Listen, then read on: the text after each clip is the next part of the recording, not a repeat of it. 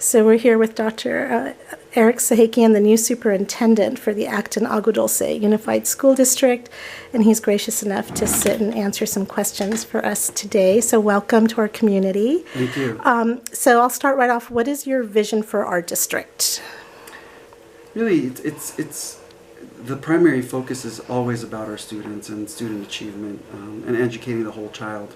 So preparing our students upon their graduation to be global citizens, productive citizens, and contributing citizens, while providing each student safe, state-of-the-art facilities, be it at the elementary, middle, and at the high school level, rigorous curriculum, challenging curriculum, and as well as really heightening their social emotional well-being with supports and intervention if needed.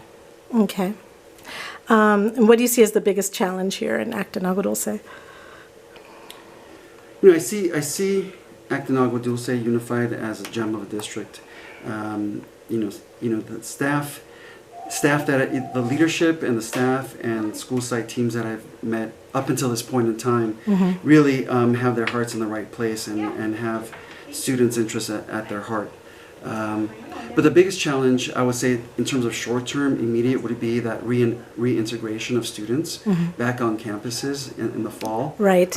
Keeping our fingers crossed. Right. That's the anticipated plan. Yeah. And that reintegration after, my goodness, 16 months of distance learning. Making sure that we identify if there's any academic gaps that students might be facing, making sure that they're being supported with interventions. And at the same time, that reintegration might pose some social emotional issues and concerns that we would need to identify quickly because there will be a phase of reacclimation to the brick and mortar school. Right. And so just making sure that our staff and district office is equipped to meet the needs of the students and the families re-entering school on August 24th. Yes. Yeah. That's coming up. Yeah, I always get it confused. My twin boys, they're going to pre-K. Thank goodness, they got to get out of the house. Too much freeloading. Is August 26th and Acton is August 24th. So I had to stop and think. Wow. Yeah. What do you see as your primary focus? Well, Tracy, I looked at two questions, right? The primary focus and then the decline in enrollment that many school districts in the state of California are facing, unfortunately. We have challenges, but we need to be, when I mentioned state-of-the-art facilities, we have to have state-of-the-art programs for our students. And so, what I'm looking at as a primary focus is really listening and learning from our students in terms of, what they would like to see at their school sites, because we're really catering to our student base. Right.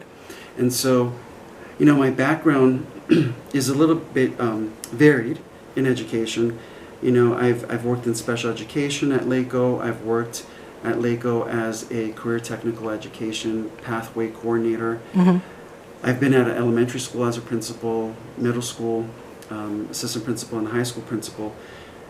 So taking a look at varying programs, because one size does not fit all for students. So what I'm looking at as a primary focus is making sure that I engage with students, assess their needs. My premise is not one size fits all. So making sure that we, of course, have challenging curriculum. We have a variety of existing electives as well as expanding electives. Let's say visual performing arts, expanding and developing new career pathways to the interests of the students as well as where we're situated, right? Yeah. So I've made contact with my former colleagues at LACO to expand and to develop new career pathways, be it in computer programming for our high school students, agriculture, culinary arts, and the like. I've also, in my previous district, I'm coming from Pasadena Unified, as you know, addressing social emotional well-being of students as well as making sure that our families could access supports and services on our campuses through through an initiative called Wellness Centers. Okay. So I developed that at Pasadena High School in conjunction with a partnership with LACO, LA County Department of Public Health, and LA County Department of Mental Health. So we developed wellness centers where students and families could drop in, ask questions, receive guidance, receive counseling, open up a case. If there is any issues that might be health related, or if a child is having issues with their vision, it's a one-stop shop. And they could be referred out through case management. So really making accessibility to our campuses for our families as well. And I'm also very familiar from my former district in terms of talking about developing global citizens. Formerly, I've developed dual language immersion programs in my former district. Okay. Anywhere from Spanish, Mandarin, and most recently Armenian. Okay. That was a stretch, right, for me in Pasadena. But that's really interesting because they can start from a very young age, Yes, and then it's just automatic by the time they get to high school. So absolutely. That's really neat. Yeah. You know, visiting my former district, visiting the elementary kiddos in the dual language immersion Mandarin program. Walking into the classrooms, they were greeting me in Mandarin, of course, and then I'm trying to pick up, and I don't know, but this is exactly where they need to be. Right. So it's fantastic. So really, just accommodating the needs of our students or their desires, and then expanding our offerings to our students and their families, and really just making sure that our signature programs are highlighted not only within Acton and Agua Dulce, but neighboring communities and districts. And not to pull necessarily from neighboring districts, of course, that's not my intent whatsoever. Right. But to expand opportunities, because we have a lot of movement, right? So students can leave our district on a release for permit. We take in students with a release from their sending district for programs that are not offered at their home district. So expansion of offerings for our students, K-12. So that's where I'm at. So kind of tying in the primary focus of what I want to do with expansion to the declining enrollment and ADA. Kind of ties in together. Yeah. Is the Wellness Center something that you can tie into our PBIS program that they've implemented here? Does that kind of go hand in hand? Yes. Because I don't know too much about PBIS when it started. Then COVID happened, so we really don't know too much about how it's implemented, but it sounds like that would work hand in hand with that. That's a great question. Yeah, thanks, Tracy. So PBIS, positive behavior intervention supports, there's 3 tiers. Tier 1 is universal supports. So the universal supports it could be anything as simple as teacher during transition time standing at the door greeting their students as they enter the classroom. It's kind of setting the tone and climate, right, as they start instruction. Having set expectations and rules, posted across the campus, right? Be responsible, be dependable, and so forth. But when you get into higher needs, 80% of our students, generally, based on research, respond to Tier 1 supports. Okay. So just the common expectations, making that connection with the teacher or teachers on campus, and they kind of move accordingly.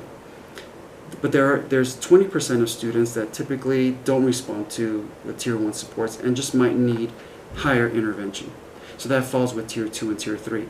So tying that into a wellness center support could be where, teacher identifies a student needing additional supports, has, let's say, an SST meeting with, teacher, administrator, and parent, and says, hey, attendance is an issue with Johnny. Assessing there might be some concerns at home. Parent asks for, counseling support that is a little bit more intensive. Right. Well, then you could refer the student and the family to the wellness center. And at the wellness center, typically there is a counselor who will case manage and then refer out accordingly based on needs. Okay. So it all fits under that nice umbrella. Yeah, that sounds like Thank it you would for that tie. question. Yeah, I think it would tie in. And then, what do you believe is the scope of a superintendent? Where do you believe your responsibilities begin and end? So we all know that the buck stops, so to speak, with a superintendent of schools. Right. So making wise decisions, making decisions that really are student centered and what is really needed in the classroom is essential.